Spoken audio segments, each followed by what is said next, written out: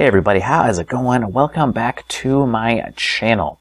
Well, in this video, I want to go over the overall market. I didn't get a whole lot of videos done last week, so I want to just do an update on what's going on. I want to start off with a couple of charts here before I get into the market charts, just to show you what I am thinking with the current trading environment and what I plan on doing going forward.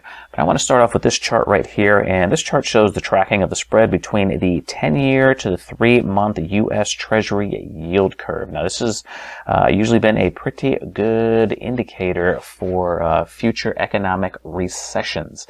And as we can see, the last inverted yield curve happened in 2019, and in fact did precede the subsequent COVID collapse, the COVID recession. Now, obviously, the yield curve did not cause COVID, but I think it showed us that the economic environment was a little bit fragile, and all we needed was some kind of event that would send us into a recession. Now, looking at this chart, it looks like you do not want to necessarily be selling your stock once the yield curve inverts, but once it starts to move back the other way and gets past this yellow dotted line, which is one standard deviation, that's probably when you want to start lightening up on some of your stocks. Now, obviously, in this environment right now, it's showing that the U.S. Treasury yield curve is currently considered fairly valued. And since World War II, every yield curve inversion has been followed by a recession in the next 6 to 18 months. So it's a pretty wide gap there when a recession could happen. But looking at where this yield curve is right now, it's honestly not looking bad at all. So that's one of the reasons why I haven't got into a bunch of cash yet. I'm still holding a bunch of stock. I lightened up a little bit over the last week or so, but I'm still a majority in stocks right now. So if we do get a little bit of a collapse, I will be able to take advantage of it. But there's nothing that I'm seeing at the moment that we could be heading into a recession. Now, this could change, so I always keep an eye on this and check it. But from this chart right here, this makes me feel a little bit more confident about holding on to as much stocks as I am. All right, well, the next chart I want to go over is the New York Fed's probability of a recession chart. And this one goes all the way back to 1959. And this one is the New York Federal Reserve using the yield curve to calculate the probability that the U.S. economy will be in a recession in 12 months. Now, note this calculates whether or not there will be a recession in 12 months from the day of the calculation, not any time in the subsequent 12 months. And currently, the New York Fed assigns only a 5% probability that the U.S. will be in a recession in Q1 of 2023. And, operating under the premise that the Federal Reserve is almost always right, this thing gives me a lot of confidence. Another reason why I am also still in stocks. But as you can see, when this gauge gets over about right around 35% or higher, usually a recession is right around the corner, and that also happened in 2019 as well. So only sitting at 5%, I think this also makes me feel a little bit better about being in stocks, and I'm thinking that we should be entering or coming into a bottom in the stock market eventually, or at least, not getting into a recession where stocks could really get hit a lot harder than they are right now. All right, well, the next thing that I want to go over is the AAII survey, and this is the American Association of Individual Investors. And this one is usually a pretty reliable indicator historically for finding, short-term capitulation in the market. And if you're not familiar with this, this is just the sentiment survey that measures the percentage of individual investors who are bullish, bearish, and neutral on the stock market in the short term. Now, individuals are polled from the AAII website on a weekly basis, and only one vote per member is accepted each week. And going up to the numbers right here, we can see the bullish reading came in at 16.4%. It's been the third week in a row it's been below 20, and the bearish number came in at 59.4%. As we can see, this one just goes back to December of last year, but the 59% has been the highest reading so far. We did have a lower reading on the bullish sentiment on April 13th, so 3 weeks ago, but 16.4% is pretty darn close. So I think this is a pretty, strong indication that we could be getting close to a short-term bottom in the market currently. And looking at the AAII sentiment survey going all the way back to 2005, you can see that this current reading that we have right here is just about as low as the reading that we had during the financial crisis all the way back in early 2009. So I didn't think it was nearly that bad out there right now. I remember it looked like the sky was falling back in early 2009, but apparently when you survey investors, they are feeling just as bearish as they were during that period. And we all remember that that was right around when the market bottom would have been a fantastic time to be buying stocks. So just looking at this reading historically, this doesn't make me want to sell my stocks at all. It actually makes me want to start buying more. And that's what I've been preparing for. I haven't done a whole heck of a lot of it lately, but if we do get a climax sell-off in the market, I do plan on being a heavy buyer. All right, so let's get into some market charts now. As of this recording, I had not made any trades today, so I'm just going to be going over the market charts and a few other charts that I see that look pretty good. But as always, please remember, I am not a financial advisor, so please make all of your own buying and selling decisions. I'm just trying to show you what I see that looks interesting in the market right now and what I plan on doing. So let's start off with the QQQ first, which of course is the ETF for the NASDAQ. And as we can see, we're having a decent little reversal day, or at least so far. There's still about an hour or so left in the trading day, so we'll have to see where this thing ends up at. But we can see that the stochastic indicator that I've been keeping a close eye on is just about ready to break through the oversold line and starting to head back up. And by using this stochastic indicator that I have right here, by using these metrics, the stochastic has been oversold for 15 days, 15 trading days, according to the metrics on this indicator. And I had to go all the way back to 2009 till I found a time where the QQQ stayed below oversold for this many days in a row. Now that could mean something, it could mean nothing, but I know one thing it does mean is that the market is way oversold and definitely due for a bounce. Now I was kind of hoping that we we're going to have a little bit of a climax sell-off, just to make it easier for me to kind of get into the market, but this market lately doesn't make it easy for anybody, so I have no idea what is going to go next. I haven't been doing any buying as of today.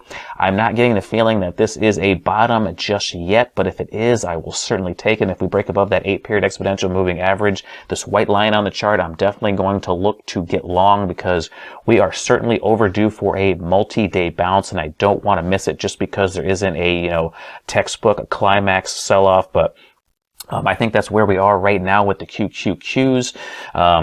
Today's price action, I don't know, can't really get a whole heck of a lot out of it. But, if we do get a big update tomorrow and we start to build off of today's reversal candle, hey, I am going to take it and get long. But let's get to the spider, or at least get more long than I am right now. But you can see the spider, same thing. Big sell-off early on, but we're having a nice reversal. The spider actually jumped above oversold on the stochastic a couple of weeks ago, but quickly fell right back below it. And just because you get a break above that oversold line doesn't necessarily mean that the QQQ is guaranteed to rally, but it's just saying that odds are favoring, after you've been oversold for that long, there is a strong possibility that you could get a multi-day rally. But looking at the spider, I do like the price action on the spider today. That's if we can close the day out strong. Not going to hold my breath, because we seem to be selling off near the close just about every single day over the last couple of weeks. But let's jump over to the diamonds, which is the Dow. And the Dow has been the strongest, even though over this last week it did sell off extremely hard. Nice reversal candle, and we have gotten above this support level on the diamonds. So, I think this is a very encouraging sign. The slow line, or I should say the fast line, has jumped above the slow line on the stochastic, so not really much we can get out of that except for the fact that it has jumped above the slow line. But let's take a look at the IWM. And you can see the IWM is actually still holding below that support, and there wasn't a whole heck of a lot of movement in the IWM, at least as of yet. So still a little bit in wait and see mode on the IWM. Let's take a look at oil. You can see oil having a very nice bullish day, a nice bounce off of that 50-period simple moving average. So I don't think oil is going to be rolling over anytime soon, at least not by this price action. It had a nice reversal once it had a break below that 50, has been rising up slowly, pulled back to the 50, and had a nice reversal again. So you can definitely see we got bulls that are jumping in to support oil when it gets to that 50-period simple moving average. So that is bullish for the trend in oil. Unfortunately, for me, I was looking to get more long oil if we got to pull back to this channel. So I'm going to have to reevaluate that, take a look at some of those oil stocks and see if might have to pay up a little bit for those. But let's take a look at gold, and gold selling off hard. This was kind of a little bit of a surprise to me because I thought gold was going to end up being stronger than it's been over the last week or so.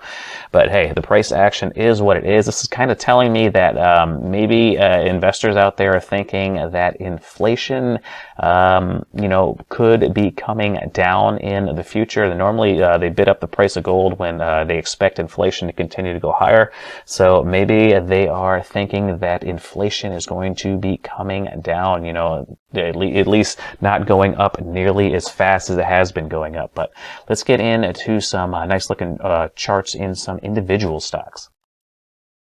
All right, so let's get into some nice looking charts. But before I get started, if you guys see anything decent setting up, please let me know down there in the comment section. I really appreciate everybody who takes the time to do that. I have taken some of those trades before, so I just wanted to say that before I get started. But the first one that I want to talk about is GoPro. Now, full disclosure, I do have some call options on GoPro. I have the $9 call going out a couple of months. I just love the way this thing looks like it is bottoming. I love the way the fundamentals look right now. The stock definitely looks like it is ready for a turnaround. I probably should own some stock instead of some call options, but the way that this thing is setting up, I think this could have an explosive breakout, so I wanted to take advantage of it with some call options. But you can see we got a little bit of an inverted head and shoulder, have a clear-cut resistance area right here just below $9 a share. Already had one false breakout. I love to see that on a stock that is setting up right underneath a resistance area, because usually this clears out most of the people that are willing to sell that breakout, so the next one has a higher probability of continuing higher. But man, just this thing had a nice pullback to the 50-period simple moving average. More buying volume, big buying volume came into this, and now it's putting pressure on that resistance area again. I actually tried to buy some more call options in this one, but I couldn't get hit on the bid. I didn't know whether I wanted to jump up and get it on the ask. The options on GoPro, they really aren't all that robust, not a whole lot of volume. So this one, I might just have to end up just grabbing some on the ask if I want to, pick up some more contracts. But just love the way GoPro is setting up right now. Another one I like is ATER. This one was brought to my attention by a studio from the Patreon. I actually was watching this one before when it started exploding higher, but I kind of lost track of it. But we had a nice breakout all the way to the 200-period simple moving average. Had a bunch of trouble getting through that, pulled back to the 21, found support, jumped up, and has been moving sideways ever since, just putting pressure on that 200-period simple moving average again, and it looks like it is poised to break out above that. I actually have a buy stop order in at 575, so hopefully if we get an explosive breakout, I can get in on that thing right at the ground floor. But I just love the way this thing is setting up. If we go to the 15-minute chart, you can see a nice rounded bottom, formed a little bit of a bullish triangle consolidation, had a break above that, and now is putting pressure on this resistance area right here. That's why I put my buy order just a little bit above it, and hopefully I can catch it if it does make a sharp move up back to about, the $6.50 to $7 range. That could be a nice gain in ATER, and this one's even setting up to take out the old high over $7 a share. So love this pattern in ATER. There isn't a whole heck of a lot of these in the market right now because it's just the market environment has not been conducive to these lower price stocks, but I do like that one. Another one I like is Glowworm Corning Incorporated.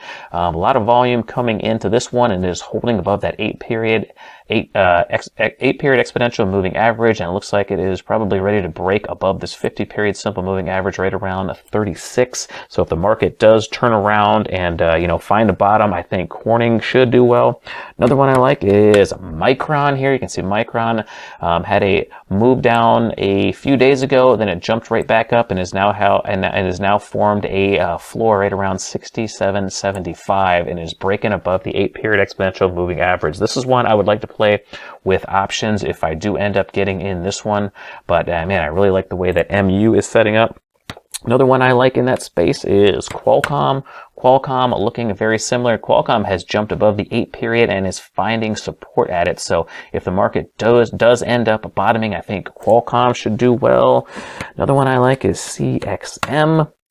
You see CXM is just riding up these moving averages, forming a nice bullish triangle. So if we get a breakout in CXM, I think I'm going to look to probably jump into some of this one. And last but not least is MXL.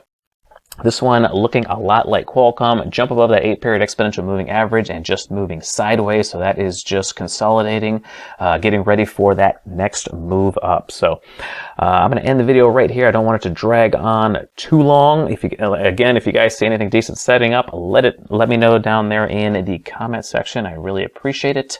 But I'm going to end it right there. Thank you so much for watching all the way to the end. And until next time, take care, everybody.